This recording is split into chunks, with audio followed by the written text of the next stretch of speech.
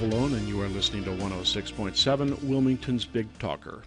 I'd like to welcome you to Guns, Politics, and Freedom, where each Sunday at 5 p.m., as part of the Sunday Night Political Power Block, we give you the ammunition to better defend your gun rights. I'd also like to thank our sponsor, Hyatt Guns, America's largest gun shop. Check them out at hyattguns.com. In case you aren't familiar with me, I direct Grassroots North Carolina, or GRNC, since 1994, our state's most effective gun rights organization. As its director, I was involved in drafting and passing our original concealed handgun law. Since then, GRNC has gone on to engineer passage of concealed handgun reciprocity, our purchase permit bypass, castle doctrine and stand your ground, the expansion of concealed carry into state and municipal parks, restaurants, public assemblies, educational properties, and much more. Grassroots North Carolina is exactly what the name implies, a grassroots collection of volunteers from all walks of life who share a common concern that our constitutionally guaranteed freedoms are being eroded. Check us out at grnc.org. That's grnc.org. Gun rights news. This just in gun rights news. I guess the song was Bye Bye Baby Bye Bye. Well, now it's Bye Bye Beto Bye Bye. By now, you've probably heard that Robert Francis O'Rourke has dropped out of the presidential race, saying, and I quote, "My service to the country will not be as a candidate or as a nominee. Acknowledging this now is in the best interest of those in the campaign. It is the best interest of this party as we seek to unify around a nominee, and it is in the best interests of the country." Well, that much is true. That, of course, means unifying around another leftist in the interest of best destroying American traditions and freedom. But I'm going to tell you right now that I'm going to miss old Beto, and you should too. I'm going to miss him because he, more than others, nakedly expressed his intent to gut the Second Amendment and disarm lawful Americans. We are, after all, talking about Mr. Hell yes, we're going to take your AR-15, your AK-47. This is the guy who at least fueled the race among Democrats to be the leader in pushing for gun bans. No more will we hear, "I support the Second Amendment, but we need sensible gun laws." No more nonsense about so-called gun safety from idiots who don't know which end of the gun spits out a bullet. Nope, the presidential leftists have done American voters a favor by coming out nakedly in favor of banning guns. You gotta love it when the leftists get overconfident and say what they really mean. Speaking of leftists bent on stealing your rights, as I have previously noted, Eric Holder wants you. And by the way, the effort I'm going to discuss right now has another person behind it besides Holder, and that is Barack Obama himself. You may recall that a group calling itself the National Redistricting Committee is claiming to fight political gerrymandering. Gerrymandering, you recall, is the age-old practice of the political party in control drawing districts which favor the political party in control. Literally every political party since the inception of our republic has engaged in the practice. So now enter the National Redistricting Committee to stop gerrymandering, they say. Sounds like a good thing, right? I mean, suing to stop politicians from moving around district lines to maximize the voters that will keep themselves in power? Well, yeah, sounds good. Well, there's just one little problem. The only place that Holder and Obama are suing is in red states, those controlled by Republicans. They have absolutely no problem with gerrymandering by leftists, and they certainly didn't have a problem when the Democrats controlled our legislature and drew districts which gave control to blues of an essentially red state for more than a generation. Now, why should you care? I mean, this doesn't directly impact gun rights, does it? Well, as Tom Gresham put it when I did an interview for his show Gun Talk a few weeks ago, gun owners eyes might glaze over at what they consider to be an arcane political issue, but in truth, your gun rights are determined by the politicians in office.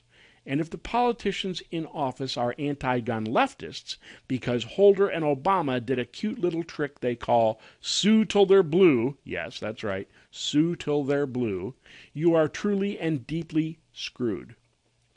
And make no mistake, Holder and Obama are doing a fine job of it right here in North Carolina. First, they sued in federal court. But the Supreme Court, with a conservative majority, realized that they have no place in political gerrymandering, and they threw out the lawsuit. So then Eric and Holder and Obama sued in state court. That would be the state courts in which a leftist super PAC in the 2018 elections were able to increase the stranglehold power of leftist judges, in particular in the North Carolina Supreme Court. Indeed, a few weeks back, leftist judges threw out General Assembly districts thanks to the National Redistricting Committee, and Republicans, reading the tea leaves, chose not to appeal. So what did Holder and Obama do next? Well, they sued in the same court to overturn congressional districts this time. And of course, they won again, meaning Republicans will now have to draw those districts yet again. Now, understand three things. First, these are leftist judges doing what leftists do, consolidating power with no consideration for legal precedent. Indeed, the judges in this case said, and I quote, "We will decide plaintiffs' claims on the basis of the record and arguments presented by the parties here, rather than follow dicta from prior cases involving different claims and evidence." Translation: legal precedent be damned, we'll do what we want. Does that sound familiar? Like maybe, I don't know, the kangaroo court going on in Nancy Pelosi's House of Representatives with respect to impeachment? Second, North Carolina is ground zero for Holder and Obama's efforts. They are doing stuff in other states, such as Virginia, but they regard your state as the petri dish to turn the United States into the grand socialist experiment that they envision. Third, you might not know it, but what happens in the 2020 elections will determine respect for gun rights right here in North Carolina for at least the next 10 years.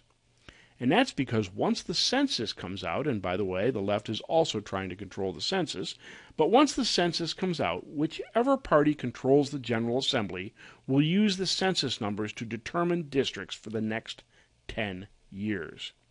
So the bottom line is this, folks. You must do three things if you want to keep your guns. So grab a pen. First, you must vote. Vote the primaries. Vote the general elections. Vote special elections whenever they come around. If you assume that old "there ain't a dime's worth of difference between them" excuse for inaction, then you are part of the problem. Second, you must motivate like-minded gun owners to vote. Drag them to the polls if necessary. And finally, you must help us elect pro-gun candidates in the March primary elections and the November general elections. That's right. The primaries in North Carolina are no longer in May, they are in March. And March is coming up soon. My organization, Grassroots North Carolina, has formed a gun rights political action committee designed to elect pro-gun candidates. That PAC is the GRNC Political Victory Fund, or GRNC PVF. You see, we are restricted by law from using organizational money or membership money to impact elections. So we created a federally registered political action committee, which means we can act in both state and federal elections, to throw out anti-gun politicians and to elect pro-Second Amendment candidates. So I'm asking you to give us a hand by going to our political action committee at grnc.org/PVF, like Political Victory Fund. That's grnc.org/PVF. grnc.org/PVF.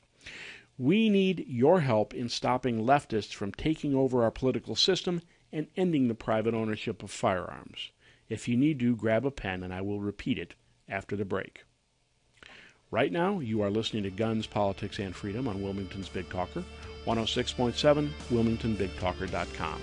After our break, we will return with still more critical information better enabling you to defend your gun rights.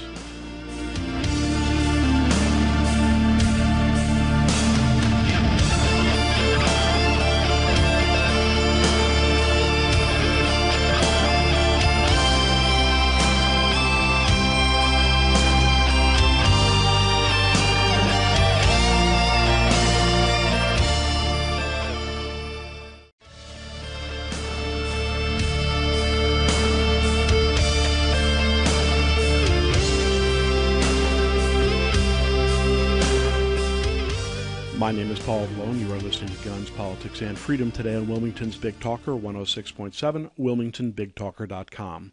Our show is sponsored by Hyatt Guns, America's largest gun shop. Check them out at HyattGuns.com. Before the break, we were discussing how Eric Holder, Barack Obama, and their National Redistricting Committee has made North Carolina ground zero in their effort to sue till they're blue and use redistricting lawsuits to seize power across the country. As a demonstration that they will stop at nothing to overturn the will of voters, leftists have also now sued to overturn the constitutional amendments you passed in the 2018 elections by claiming that the General Assembly under the previous districts is, and I quote, illegitimate. Those would be the constitutional amendments to add more rights for crime victims, an income tax cap, protection for hunting and fishing, and a requirement for voters to show photo identification. Pretty radical stuff, huh? Oddly enough, I don't recall the left claiming that the General Assembly was illegitimate when Democrat Jim Black seized control of the North Carolina House by buying the party affiliation of Republican Mike Decker for, as I recall, $50,000 in a used car. Speaker Jim Black eventually went to jail for that, but I don't recall leftists claiming that Democrat control of the North Carolina House was illegitimate. So it's up to you to stop the leftist power grab by electing pro-gun candidates. Folks, help the GRNC Political Victory Fund by going to grnc.org/PVF, like Political Victory Fund. That's grnc.org/PVF. Speaking of leftist judges, you've seen how Trump continues to be stymied by the Ninth Circuit Court of Appeals in securing our borders. Right now, you've seen leftist judges overturn the will of voters by throwing out political districts and potentially reversing constitutional amendments approved by North Carolina voters. But what if you were told that even the impeachment process underway in the Democrat-controlled U.S. House is part of a camouflaged effort to control the judiciary? That's the opinion of Alan Gottlieb of the Second Amendment Foundation and Citizens Committee for the Right to Keep and Bear Arms. AmmoLand.com just ran a piece by gun writer Dave Workman entitled Impeachment's Hidden Agenda to Derail Second Amendment Judge Confirmations. Workman is a widely published gun rights author, writing at, among other places, thegunmag.com. He quotes Gottlieb as saying, and I quote, "It is clear to us that Capitol Hill anti-gunners are doing everything in their power to prevent confirmation of conservative judges who will adhere to the Constitution. By burdening the Senate with this nonsense, Democrats believe they can prevent confirmation of pro-gun Second Amendment judicial nominees during the final year of President Donald Trump's first term." Workman then quotes a PBS article which says, and I quote, "A federal judiciary that is becoming increasingly conservative under President Donald Trump and the Republican-controlled U.S. Senate has gun control advocates on edge. They worry that federal courts, especially if Trump wins a second term next year and Republicans hold the Senate, will take such an expansive view of Second Amendment rights that they might overturn strict gun control laws enacted in Democratic-leaning states." Imagine the horror. Courts that actually respect the Constitution. Workman notes that, as I quote, "Since taking office, the president's nominees have filled more than 150 federal court vacancies, and 2 slots on the Supreme Court. By the way, I've read an article noting that even the notorious 9th District Court of Appeals out in San Francisco has actually taken a slightly more conservative turn. As noted by Adam Winkler at the University of California, Los Angeles School of Law in an interview with PBS, and I quote, "Those judges are likely to be hostile to gun control measures, so I think the courts overall have made a shift to the right on guns."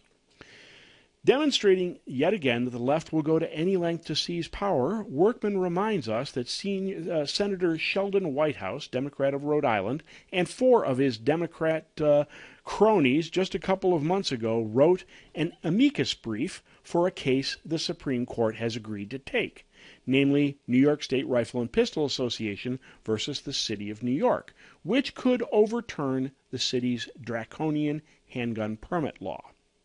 But the so-called friend of the court brief by Democrats was anything but friendly. Specifically, it threatened to pack the High Court just as did our nation's first leftist president, Franklin Delano Roosevelt. Packing the Supreme Court, of course, would mean adding more justices to water down the impact of the original intent jurists Trump has appointed, who, as it should be, believe in adhering to the Constitution as written rather than inventing novel interpretations. What Whitehouse had to say in the amicus brief was, quote, "The Supreme Court is not well, and the people know it," wrote Whitehouse, who is listed as the attorney of record on the friend of the court brief. Quote, "Perhaps the court can heal itself before the public demands it be restructured in order to reduce the influence of politics." That phrase is from a poll question with which a majority of Americans agreed. Now, I'm not a big Lindsey Graham fan, but I do have to admire his wit. He called it an extraordinary threat from one branch of government to another and tweeted, quote, "Packing the Supreme Court, bad idea. Liberal dream. Trump's 3rd term is looking better and better." What we see in these recent examples from both North Carolina and the Supreme Court is the left has settled on a deliberate attempt to use the courts to seize power in the United States. They couldn't care less that you, the voter, elected Donald Trump to make the judicial appointments that he has. They will use the courts to overturn the will of voters, meaning that re-electing Trump in 2020 is crucial to seating as many constitutionalists in the courts as we can. Speaking of Trump, what do you think of his latest gun control proposal? But what gun control proposal, you say? I haven't heard any new gun control proposals from Donald Trump. Maybe that's because he hasn't made any new gun control proposals. In fact, he hasn't talked about the old gun control proposals either. I say this because some in the gun rights community were all ready to hang Trump when he made equivocating noises in response to Democrat calls for gun control after recent mass murders. Now we have this just in from Cam Edwards, formerly of NRA TV and now editor of Bearing Arms. Quote, "The Trump White House is quietly reaching out to Second Amendment organizations and high-level supporters to let them know that the president is no longer backing any form of red flag firearms legislation or changes to the background check laws, according to sources familiar with the conversations. According to one individual who spoke to Bearing Arms on the condition of anonymity, the White House is instead looking to focus efforts on mental health and is, quote, looking at something along the lines of Cornyn's bill, a reference to Senator John Cornyn's Response Act unveiled this week. The source was careful to point out, however, that the White House has not endorsed Cornyn's proposal and may not be on board with all of its provisions. One contingency of the gun rights movement likened Trump's treatment to the left to teasing a cat with a laser pointer. Given that this is yet another occasion on which Trump has made noises favorable to things like red flag gun confiscation, but which ultimately came to nothing, they just might be right. Now, I'm going to finish this segment with a little shameless promotion. As I mentioned earlier, our Political Action Committee, the GRNC Political Victory Fund, is our instrument for electing pro-gun candidates to office. I had to laugh a few weeks ago when McClatchy newspapers, which I call Pravda, official news organ of the Communist Party, and which now has control of all the major newspapers in the state, pretty much sewn up, namely the Charlotte Observer, the Raleigh News and Observer, and the Durham Herald-Sun. They said the following: a statewide gun rights group known as Grassroots North Carolina has donated much smaller amounts to state lawmakers. Grassroots North Carolina Forum for Firearms Education has not donated any money to campaigns in 2019, and as of June 30th, according to filings of the State Board of Elections, and in 2018, GRNC notes reported no donations in the first half of the year. A $500 donation to the campaign of Larry Pittman in the third quarter, and another $500 in the fourth quarter that did not name the recipient, which is garbage because we have to name the recipient. Anyways, in 2017, Grassroots North Carolina reported no donations. What they carefully avoid mentioning is why. The answer is that with rare exceptions, we don't throw money at politicians who re-gift it to typically anti-gun politicians. Instead, we do independent expenditures wherein volunteers generate millions of emails, voter guides, postcards, robocalls, social media ads, or even radio campaigns, all empowering pro-gun voters. We've unseated dozens of anti-gun politicians in nearly 25 years of existence. Meanwhile, our efforts have made the margin of victory in races up to and including Congress. So, after our break, I'm going to talk a little bit about our raffle that we've got. You can win a gun and elect pro-gun candidates. Right now, you're listening to Guns, Politics, and Freedom on Wilmington's Big Talker 106.7, WilmingtonBigTalker.com. After a break, we will return with still more information better enabling you to defend your gun rights.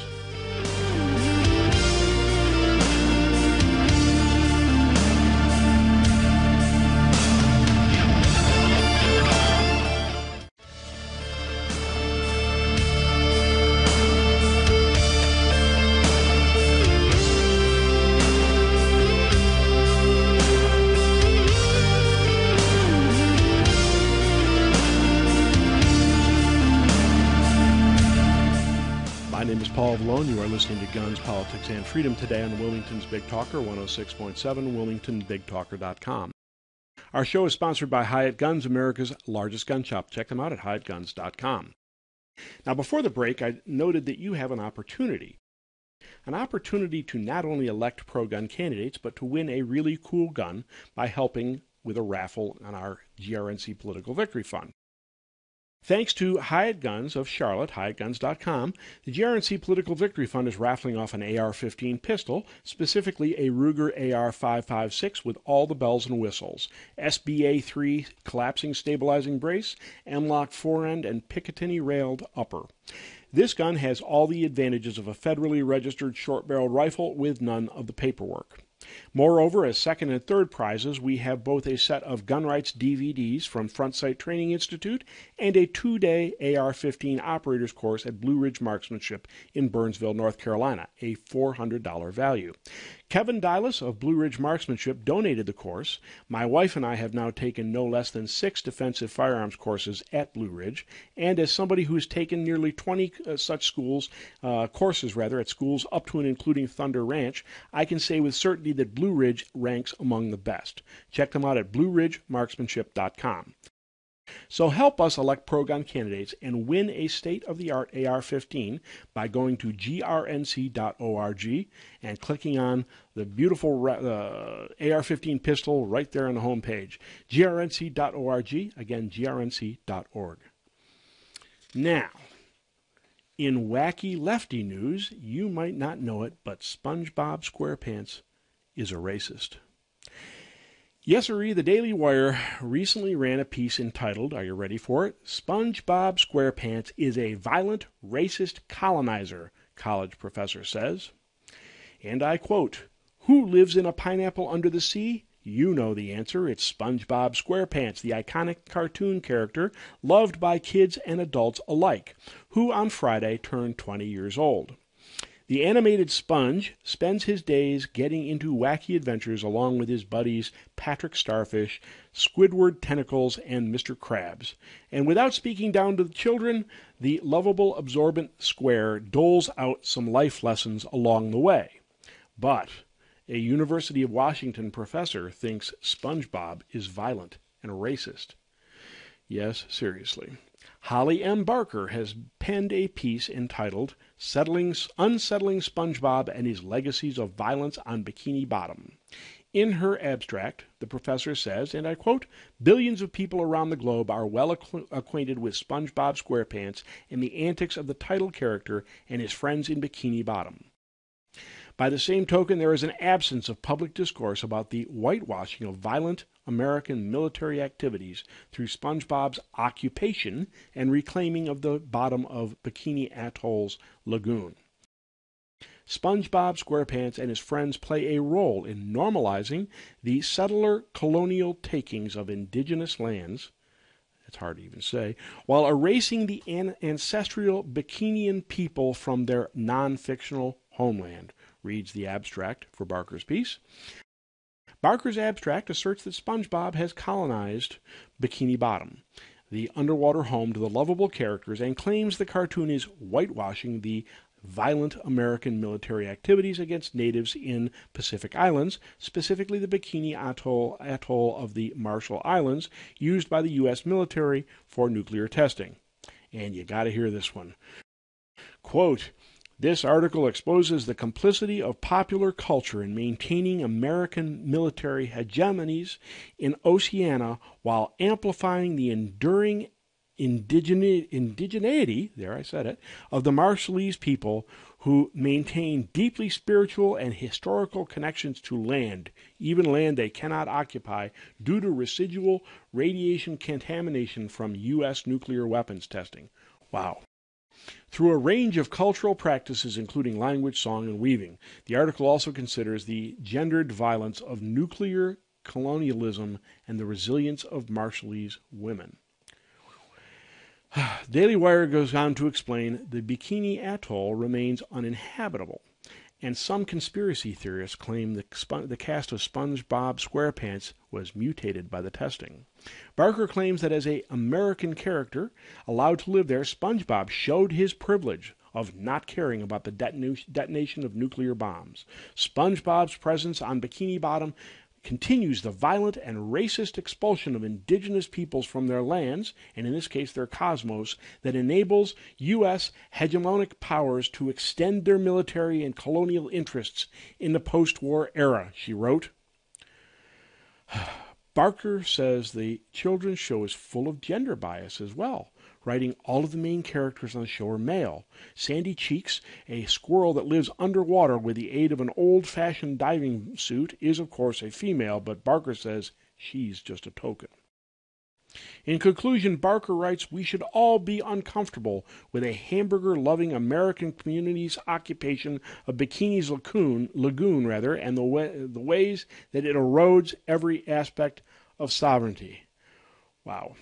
Notice that some of this was quoted from Barker's abstract, which means there was a paper, which means there may have been a grant, which means you might actually have paid for it as a taxpayer.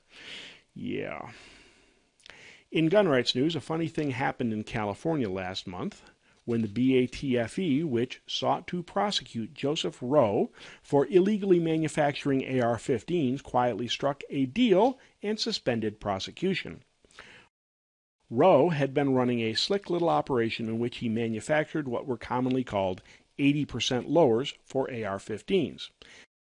As you may know, there has been a brisk trade in AR-15 lower receivers which are not lower receivers because they have not been fully finished and machined.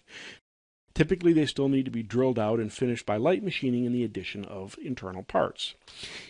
It is perfectly legal to manufacture your own gun using an 80% receiver, which need not bear a serial number provided you manufacture it yourself and do not transfer it to anybody else.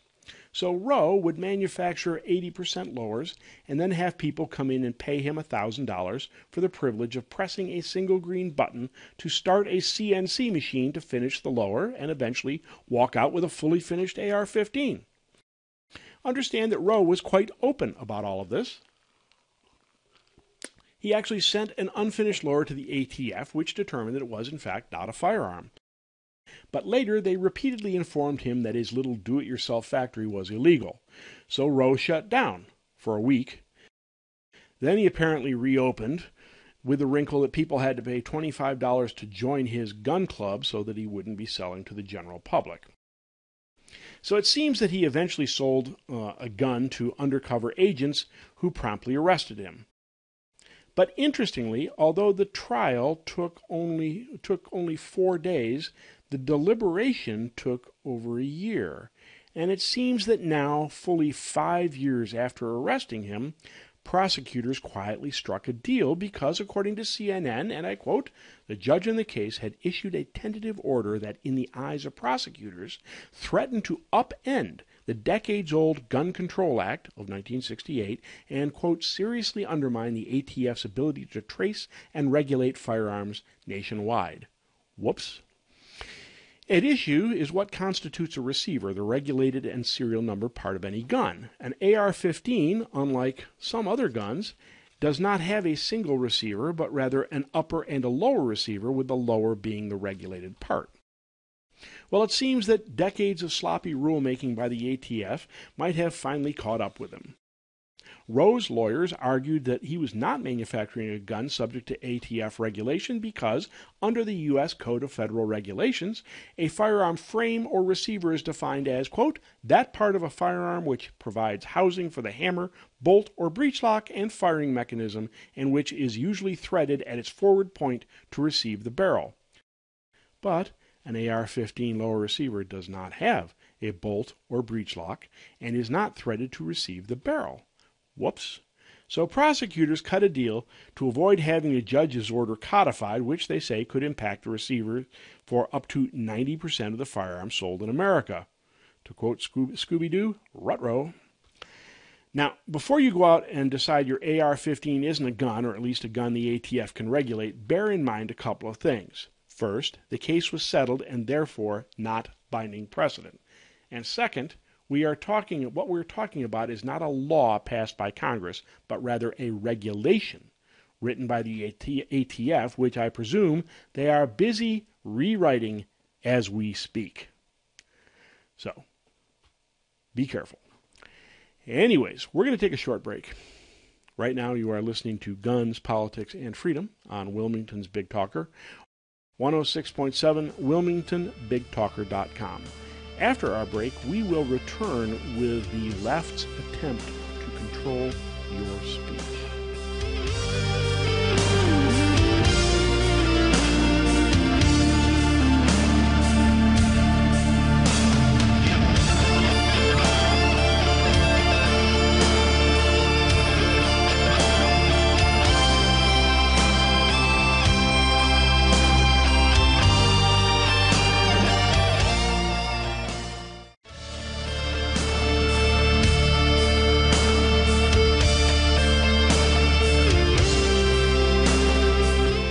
My name is Paul Vallone. You are listening to Guns, Politics, and Freedom today on Wilmington's Big Talker, 106.7, WilmingtonBigTalker.com.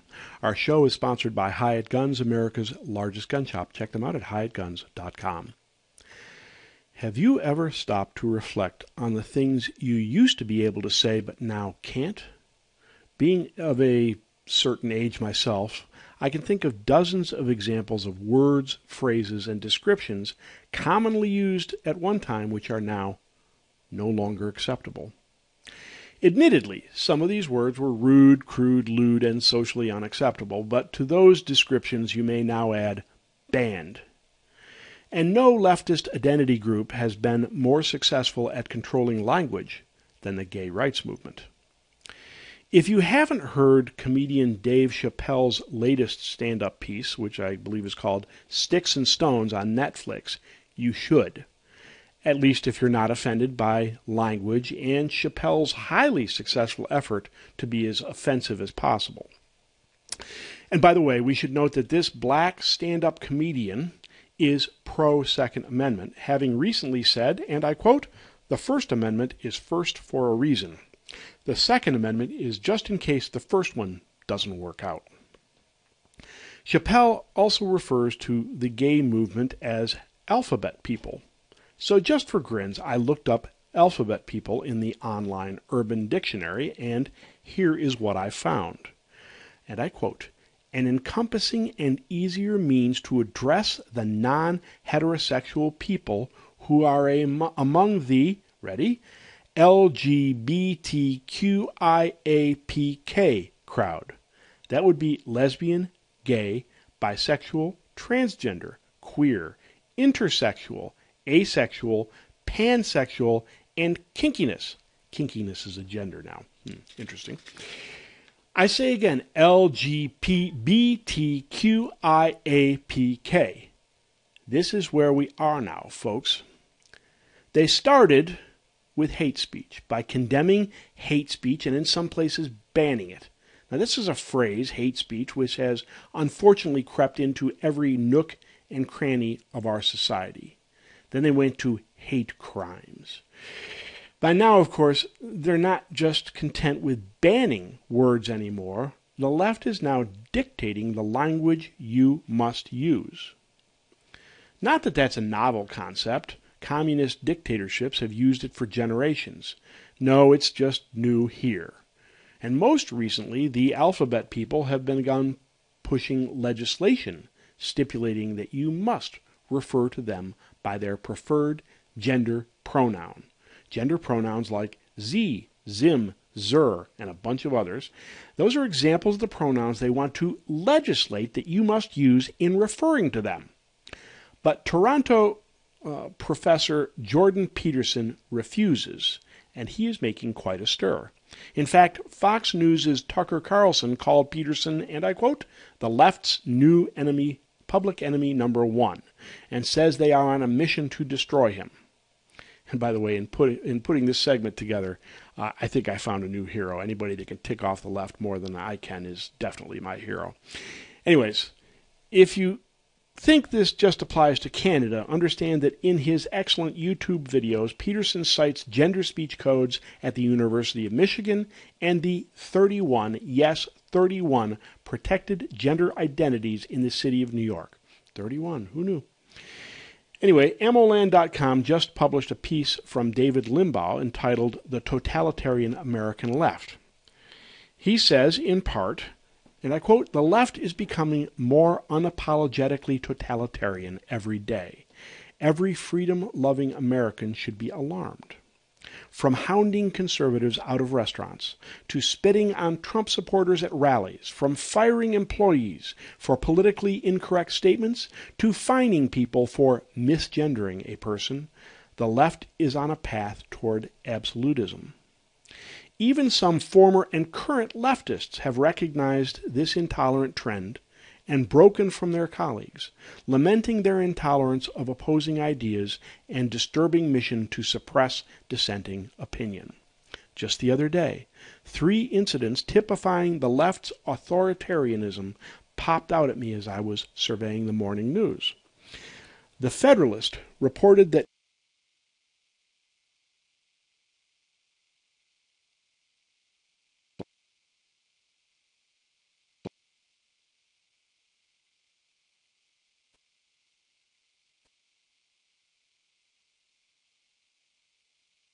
with his no-nonsense, brilliant and clear-eyed critique of insane cultural trends, especially those concerning gender.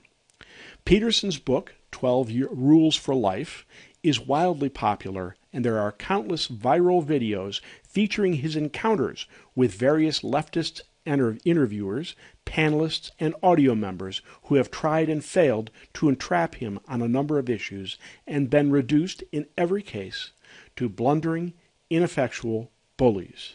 If you haven't partaken of these videos, you owe it to yourself to witness one arrogant leftist after another being gobsmacked by the simple weapon of unadulterated logic.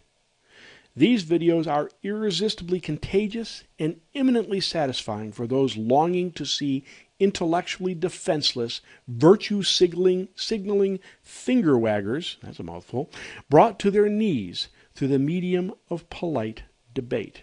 Peterson, you see, won't kowtow to the leftist demand that we embrace the tenets of gender ideology, which teaches that gender is less about biology and more about personal identification. He refuses to support laws that criminalize one's failure to use a person's preferred pronouns, such as they instead of she. Peterson has the temerity to say that men and women are biologically different. Imagine that. And that gender is not a fluid human construct. That doesn't sit well with the left, who not only insist that we accept its cockeyed ideas as normal, but also advocates imposing them on us by force of law. Can you get your mind around the irony of the left banning a movie about Peterson because he's dangerous?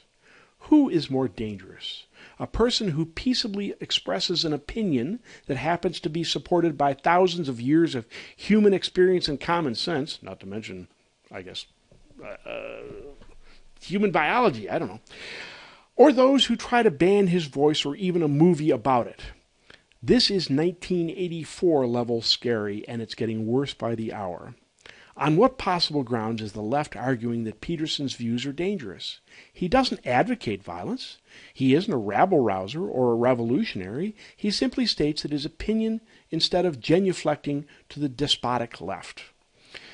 But they claim that if Peterson's views are openly expressed, he might convince other people that he's right, and that it could lead to the proliferation of conservative thought. Peterson's conservative perspectives on feminism and gender, according to an opinion piece in the New York Times, quote, are very popular among young men and often are a path to more extreme content and ideologies. Remember how the left has dismissed your idea of a slippery slope on gun control? They seem to think it's okay here. Anyways, think about this. Conservative speech is dangerous because it is a slippery slope to the adoption of conservative ideas. This must be satire.